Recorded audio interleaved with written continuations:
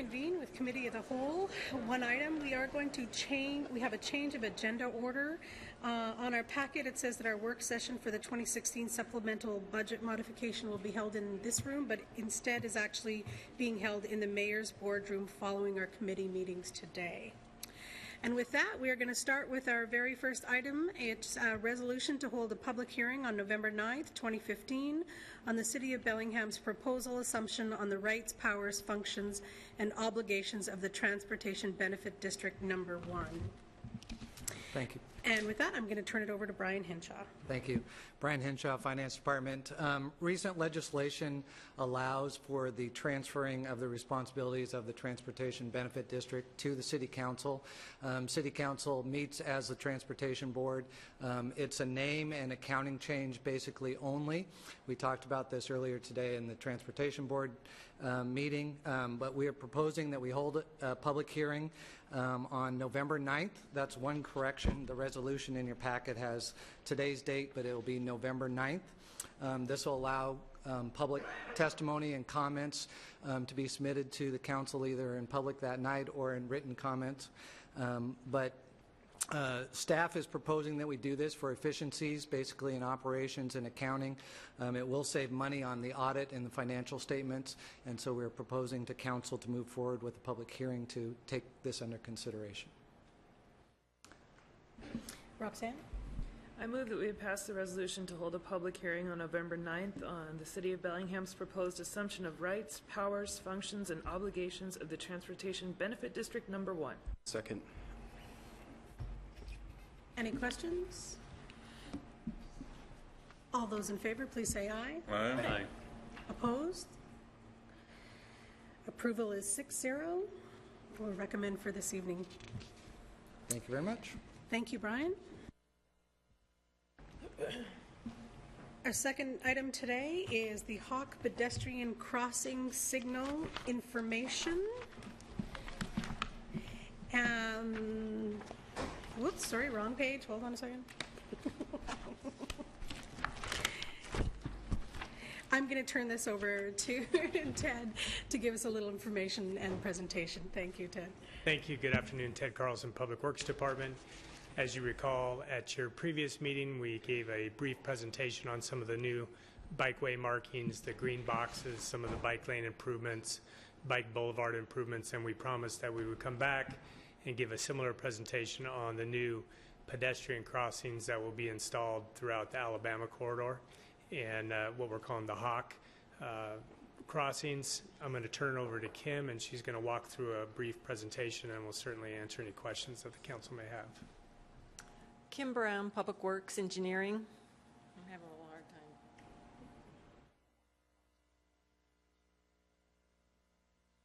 There we go.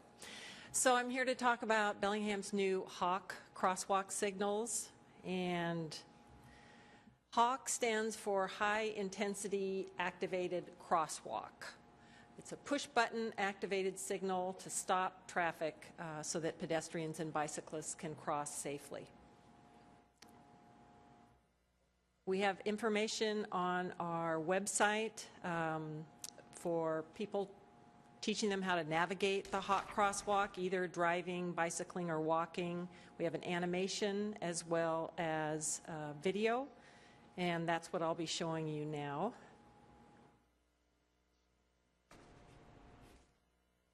Oh.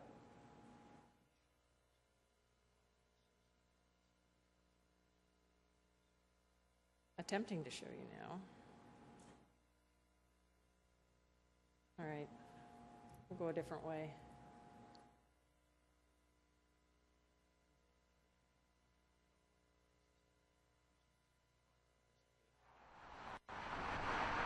The pedestrian hybrid beacon, also known as the Hawk signal, normally shows dark indications to vehicular traffic and a solid hand indication signifying don't walk to pedestrians. Once the pedestrian pushes the crosswalk button, the Hawk wakes up by displaying flashing yellow to vehicular traffic. It then goes to solid yellow, which, similar to a normal traffic signal, means the signal is about to turn red. The pedestrian continues to see the don't walk signal. After the hawk turns solid red, the pedestrian signal changes to walk. Using caution, the pedestrian may now legally begin crossing. After the walk phase, a flashing don't walk phase accompanied by a numerical countdown will begin. Pedestrians may finish crossing if they had already started, but they may not start from the sidewalk. Vehicular traffic sees flashing red. Each vehicle must stop, but then may proceed if safe to do so without endangering pedestrians or other traffic. At this point, the hawk signal reverts back to its default mode of being dark for vehicular traffic and displaying don't walk to pedestrians. Should another pedestrian push the button soon after the previous walk phase, there will be a predetermined time to allow vehicular traffic to clear before the sequence starts again. Paul, get out of there. Sure you all wanted to see that. Okay. So our hawk signals are located along Alabama Corridor at Ellis, Grant, Moore, St. Paul, Undine, and Michigan Streets at those intersections. And when we worked with WTA during the Alabama Corridor project, we worked with them to consolidate and relocate bus stops so that they aligned with the new hawk crossings, making it easier for people to access bus stops. They also align with our pedestrian and bicycle boulevard crossings, and you can see in the pink lines show where the new bicycle boulevards have been implemented and where the hawk signals facilitate those crossings. So it provides better connectivity north and south of Alabama with good access to the railroad trail and connections under I-5 at the railroad trail on Kentucky and actually also up at Illinois. This was a short presentation. What questions do you have about the hawks? Kim, can you go back one slide? Before we get to questions, I just might want to add one thing. One, when we started the Alabama project, there were initially 4 hawks and 2 flashing yellow beacons. The flashing yellow beacons were already out there. This change to allow for the 6 hawks was intended to make sure that we had a clear and consistent message through this treatment across the entire corridor. So rather than having a couple yellow and a couple red, we chose to make them all the same treatment across the corridor there. For future improvements, the hawks are certainly something we're looking at using. But we do have a fair number of treatments throughout the city. Some are the flashing crosswalks, some are the flashing yellow beacons, some are different treatments. And it's important as we move forward that we are treating crossings in a clear and consistent manner throughout the city. So that will be a challenge for us as we move forward. Roxanne? I think one of the other benefits, in addition to just safer pedestrian and bike crossings, is my experience is it leads to traffic calming too, and it tends to slow the traffic down a little bit, which also increases the safety in these corridors. That's just a comment. Jack? So, in listening to the video, did I hear right that once a pedestrian has crossed the crosswalk, that even though it's red or flashing red, that vehicles can go by? When it goes to the flashing red, each car has to stop, see that the crosswalk is clear, and then they can proceed. Yeah.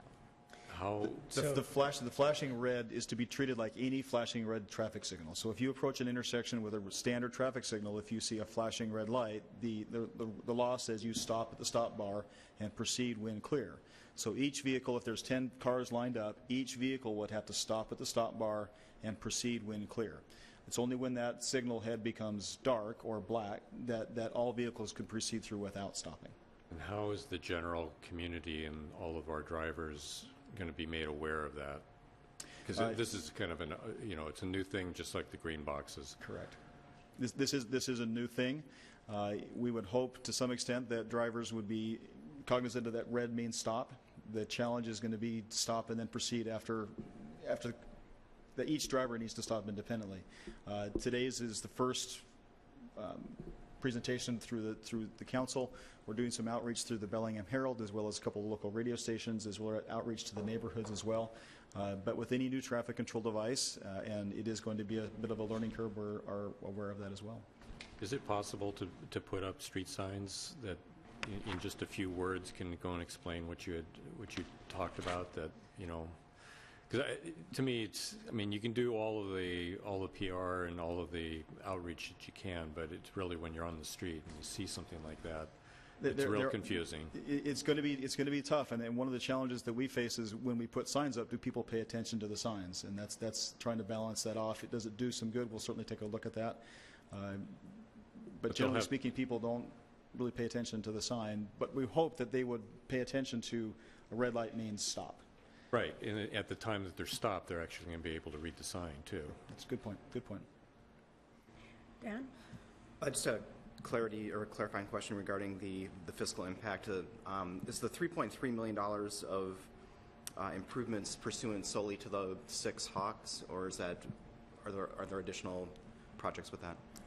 Thank you. That's a good question. The fiscal impact that was identified on the agenda bill, the $3.3 million, is the total project cost for the Alabama Street corridor, which includes paving the entire section. That's the largest portion of component of the cost. And as you know, anytime we pave, we have to bring all of the crossings up to current ADA standards at all of the wheelchair ramps and intersection improvements. So between the concrete work and the paving, that's certainly the lion's share of the cost. But the Hawks are a component of that as well. Michael? Oh, I kind of like the idea that you took out the older generation, that's not the right word, the other kinds of flashing yellow lights for consistency. It's a really good design, I think.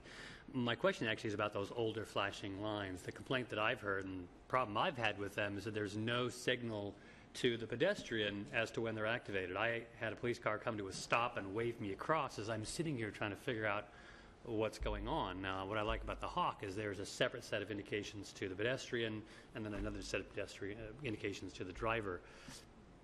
Yeah. Is there, you know, I think I would like to see those older crosswalks changed out, if for no other reason than right now the pedestrian isn't adequately informed as to when they've activated the enhanced crossing.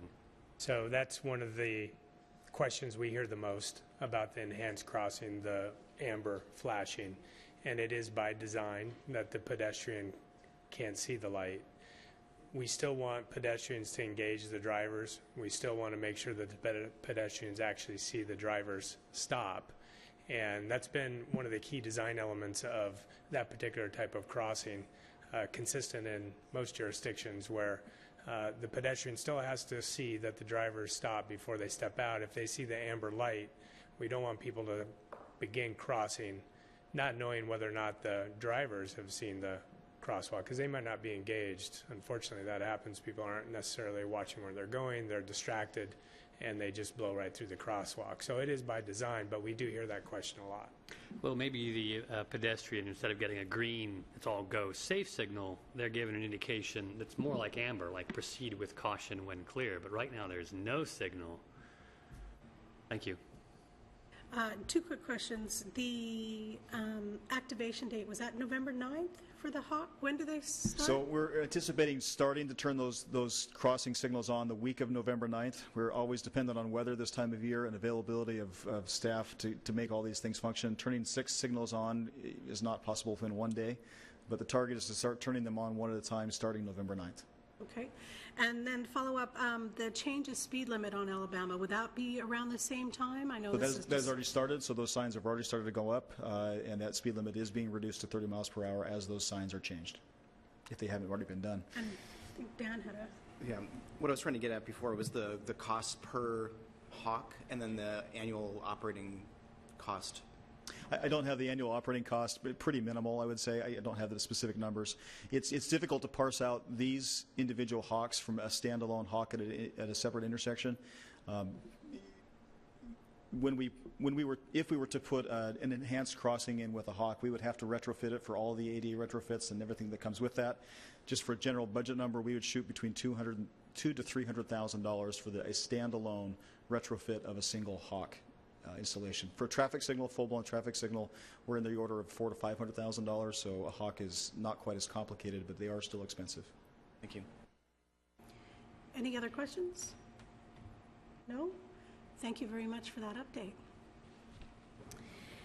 We have one set of minutes to approve for our October 12th committee meetings. Has everyone had a chance to take a look at those? Move approval. Second. All those in favor, please say aye. Aye. Opposed? 6-0. And we'll move on to items for old and new business. One item we have in front of us is the 2016 calendar for the city council meetings. A draft was sent out on October 1st. No comments have been subjected so far, and Marie will send a draft resolution to come before the committee of the whole on November 9th. Anyone else for items for old or new business? You're making this too easy. Anyone? Keep No? moving. Okay. We have one executive session, which is closed to the public, and there will be a report out tonight in the regular meetings. And with that, we are going to adjourn and move to our budget meeting in the mayor's boardroom. Are we going to do executive session first? We are going to do executive session first, and then it'll report out will be this evening. I will not be coming back because of the budget meeting, so we will move right from executive session into our 26th budget meeting. I think you have to. Yeah? So, so people that want to participate and observe the budget session will have to just step outside for a few minutes while we deal with the executive session. Thank you for that clarification. So our executive session is closed to the public, but if you are wishing to join us for the budget meeting, join us for our budget meeting, you can wait outside and we'll let you know when that is public. Peter? Peter Rafat, I just want to reiterate, maybe you said this, but the executive session is a potential property acquisition, and so that's a basis for the executive session. Thank you very much, Peter. Anyone, anything else? No?